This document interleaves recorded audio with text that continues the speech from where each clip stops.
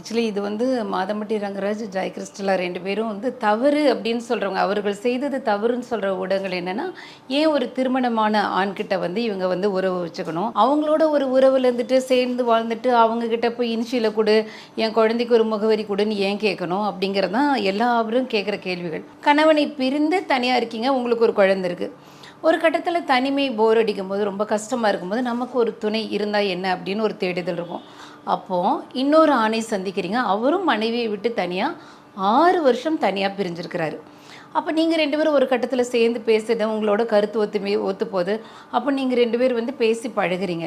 இந்த நேரத்தில் ஜாய் கிறிஸ்டலா பண்ண பெரிய தவறு என்னென்னா, அவருக்கு வந்து டிவோர்ஸ் முறையாக லீகலாக வாங்கலை அப்படிங்கிற ஒரு விஷயத்தை வந்து அவங்க தெரிஞ்சுக்காம, அதான் 6 வருஷம் மனைவியை விட்டு பிரிஞ்சிருக்கிற ஒரு ஆண் தானே அப்படிங்கிறப்போ அவங்க 2 பேரும் சேர்ந்து வாழ ஆரம்பித்தாங்க. இதில் மாதம்பட்டி ரங்கராஜ் செய்த மிகப்பெரிய தவறு, அவங்க அறியாமல் செஞ்சுருக்காங்க.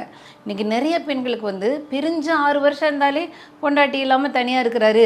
அப்போ அவர் ஒரு லைன் கிளியராக இருக்குது. நான் வந்து அவரை பிடிச்சிருச்சுன்னா நான் அவரோட சேர்ந்துருக்கிறது தப்புலன்னு நினச்சிக்கிறாங்க.